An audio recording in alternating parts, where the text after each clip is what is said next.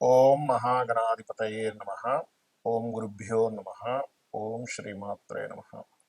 పరమేశ్వర స్వరూపమైనటువంటి జ్యోతిష, వాస్తు మరియు ఇతర అనేకమైనటువంటి శాస్త్రములను మనకు అందించినటువంటి మహర్షులకి నమస్కారం.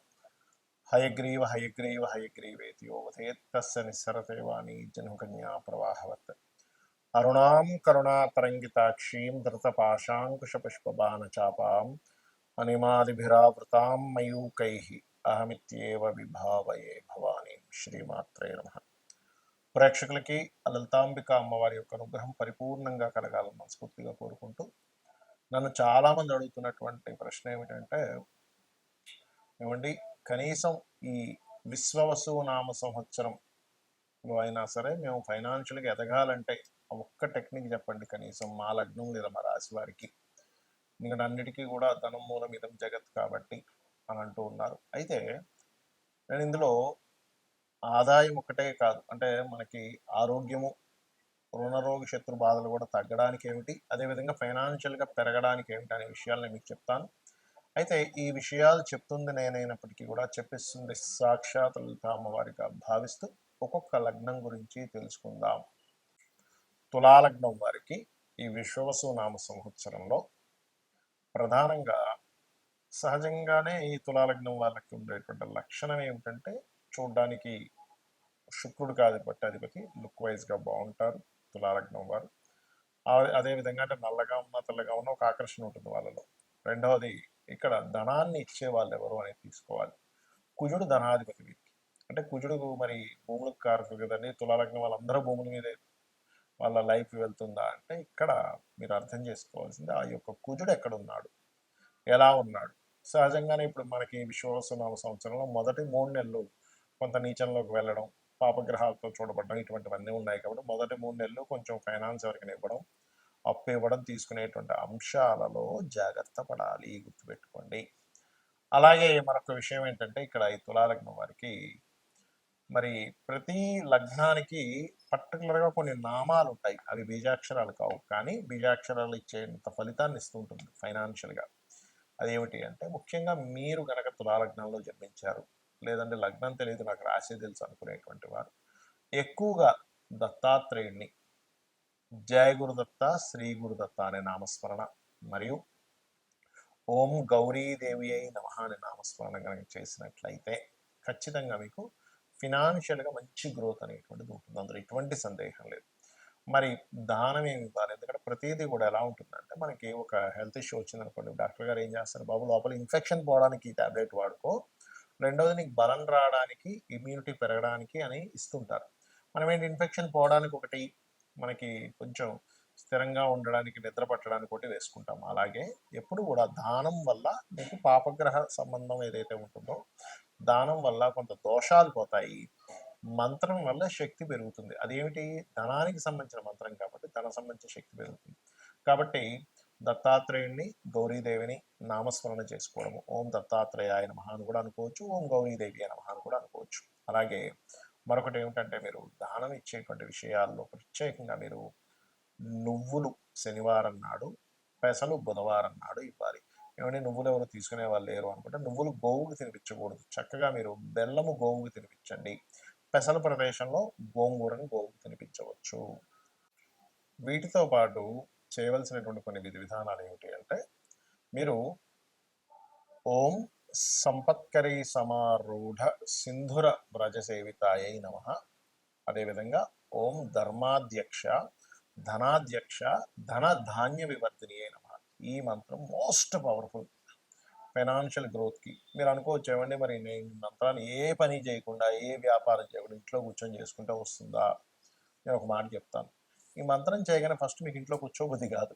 ఈ మంత్రానికి ఉన్నటువంటి ఎలాంటిదంటే, ఎలాంటి పవర్ అంటే, ఇప్పుడు చూడండి, మిమ్మల్ని ఎవరైనా రోషంగా ఒక మాట అన్నారు, నువ్వు ఎందుకు పనికిరావు అది ఇది అని, కొడుకు ఏం చేస్తాడు, ఇంట్లో నుంచి బయటికి వెళ్ళిపోతాడు. ఫస్ట్ ఇంట్లో అలా సైలెంట్ కూర్చోడు, ఎందుకు, ఆ మాటల ద్వారా మీకు ఆ చలనం కలిగింది. లేదా కొంతమంది మీతో ఛాలెంజ్ చేస్తారు, నువ్వు ఈ పని చేయలేవని, ఎందుకు చేయలేదని చెప్పి చేస్తారు. అంటే ఏమిటి, ఒక మాటకి ఒక ఎనర్జీని, ఒక ఉద్రేకం వచ్చేలాగో, ఒక కోపం వచ్చేలాగో, ఒక పట్టుదల వచ్చేలాగా ఎలా ఉంటుందో, కొన్ని అక్షరాలకి అందులో ముఖ్యంగా లలితా సహస్రనామాల్లో చూడ్డానికి నామంలాగా అనిపించేటువంటి దానికి మీ ఆలోచన విధానంలో ఇంట్లో కూర్చొని ఎవరు గుర్తుపెట్టుకోండి. నేనేం చేయాలి? ఏ తపన నేను ఎట్లా ఏ ఏ బిజినెస్ చేస్తే బాగుంటుంది? ఏ వ్యాపారం చేస్తే బాగుంటుంది? అనేటువంటి ఒక చక్కటి ఆలోచన మీకు ఇచ్చేలా చేసి రైట్ రూట్లోకి వెళ్ళేలాగా చేస్తుంది ఆ మంత్రం. అప్పుడేంటి, సరే నేను పలానా కోర్స్ చేయాలి, ఇవాళ రేపు డిమాండ్ దీనికి ఉంది కాబట్టి చేస్తాను అనే దాంట్లో వెళ్తుంది. అలాగే మరొక విషయం ఏంటంటే ఎప్పుడు కూడా ఇప్పుడు నేను చెప్పినటువంటి సాధన ఒక ఎత్తు అయితే మీ పర్సనల్ చార్ట్లో ఏ మహాదశ నడుస్తుంది, ఆ మహాదశ ఎటువంటి రూపంలో ధనయోగాన్ని ఇస్తుంది అనేది మీ పర్సనల్ చార్ట్లో చూసుకోవాలి. అదేవిధంగా మీ ధనాధిపతి ఎవరు అసలు, మేషం నుంచి మీనం వరకు 12 రకాలుగా ఉంటుంది. మేషానికి శుక్రుడు అయితే మిథున వృషభానికి మన మిథున రాశి అధిపతి అయినటువంటి బుధుడు అవుతాడు, మిథునానికి చంద్రుడు అవుతాడు, కర్కాటకానికి రవి అవుతాడు ధనాధిపతి.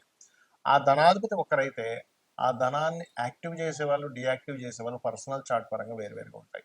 బట్ ఒకటే గుర్తుపెట్టుకోండి, మీరు మీ జాతకం ఎలాగున్నా కూడా నేను ఇందాక చెప్పినటువంటి ఆ 2 మంత్రాలు అద్భుతమైన ఫలితాలు ఇస్తాయి. ఇక రెండో విషయం, మీకు దగ్గరలో గోశాల కనుక ఉన్నట్లయితే అందులోని ముఖ్యంగా దేశీవాలి గోవులు ఉన్నట్లయితే అక్కడికి వెళ్ళి చక్కగా తేనె పూసినటువంటి చపాతీలు, అంటే చపాతీలు ఎక్కడ కూడా నూనెలో వేయకుండా, నూనె పోసి కాల్చకుండా 3 చపాతీలు తీసుకుని దాన్ని చక్కగా భక్తి శ్రద్ధలతో నిజంగా అమ్మవారికి నా స్వయంగా నా చేతితో తినిపిస్తున్నాను అనేటువంటి భావనతో గోవు తినిపించండి.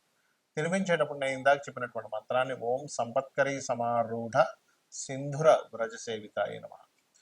ఇంకొంతమందికి బాగా గొడవలు ఉంటాయి, అంటే సంపాదన అంటేనే అసలు అదో పెద్ద యుద్ధంలాగా అలా ఉంటుంది. అలాంటి వారు చేయవలసింది ఏమిటంటే, అది ఎవరికి ఉంటుంది అంటే సర్వసాధారణంగా కుజుల్లో శని కానీ శనిలో కుజుడు కానీ నడిచేటప్పుడు, పర్టికులర్గా కుజమహర్దశలు నడుస్తూ కుజమహర్దశ కుజుడు పాడైనప్పుడు, శని మహర్దశలు నడుస్తూ శని బాగా పాడైనప్పుడు ఏమవుతుందంటే అసలు రోజు గడవడమే ఒక పెద్ద యుద్ధంలా ఉంటుంది. అమ్మో ఎలాగండి అసలు ఈ బాబా ఈ మంత్ రెంట్ ఎట్లా కట్టాలి, ఈ మంత్ ఈఎంఐ ఎలా కట్టాలి, ఈ మంత్ పిల్లలకి ఫీజులు ఎలా కట్టాలి, ఈ మంత్ అసలు రేషన్ తెచ్చుకున్నది ఎలాగనేటువంటి ఒక భయంకరమైన సిచ్యువేషన్స్లో కొంతమంది ఉంటారు. అలాంటి వారికి అద్భుతమైన మంత్రం ఏంటి అంటే ఓం నవవిద్రుమ బింబశ్రీ న్యక్కారి రతనచ్చదాయై నమః. ఇది అద్భుతంగా పనిచేస్తుంది, కానీ నమ్మకంగా చేయాలి. చాలా మంది అంటుంటారు ఏమంటే నమ్మకంగా చేయాలి నమ్మకంగా చేయాలి, ఎందుకు నమ్మకంగా చేయాలి అంటే దాని గురించి నేను మీకు చెప్తాను ఇప్పుడు సమాధానం. ఏమిటంటే దేవతకు ఉన్నటువంటి లక్షణం ఏమిటంటే మనం నమ్మినప్పుడు, అరే నన్ను నమ్మాడు కాబట్టి నేను ఇది చేయాలనేటువంటి ఒక ధర్మం ఉంటుంది దేవతకి. కాబట్టి నమ్మినందుకు నమ్మిన వారిని చేసేటువంటి ధర్మం దేవతకు ఉంటుంది. మనుషులు కూడా నమ్మకపోవచ్చు, మనం నమ్మినా వాడు నన్ను నమ్మితే ఏంటి నమ్మకపోతే ఏంటి అనేటువంటి లక్షణాలు కొంతమందికి ఉండొచ్చు. అందరూ అలా ఉంటారని అనట్లేదు.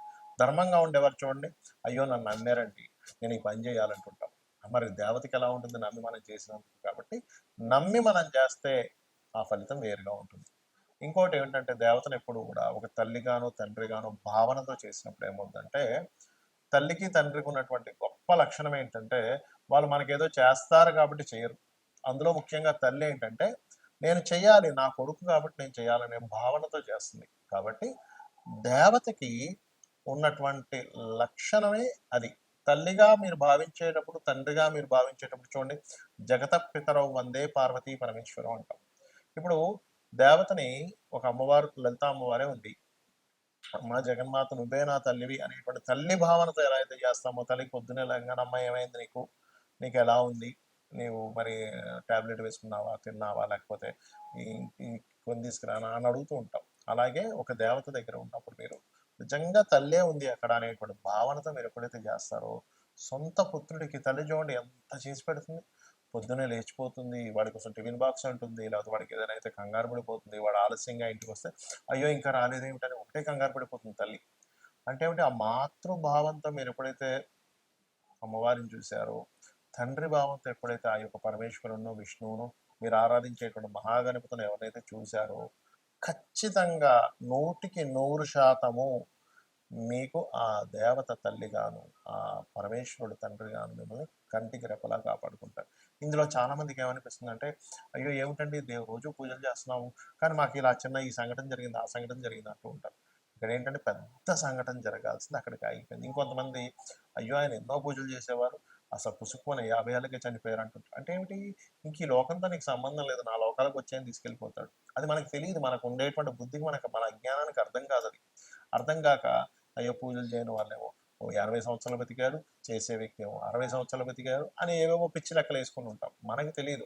ఒక జీవుడు జన్మించాడంటే ఆ యొక్క జీవుడు ఆ పర్టిక్యులర్ కర్మ అనుభవించడానికి, ఆ పర్టిక్యులర్ పని కోసం భూమి మీదకొస్తాడు. అది అయిపోగానే ఆ జీవుడు ఇంకో లోకాలకో, ఇంకో దేహంలోకి వెళ్ళిపోతారు.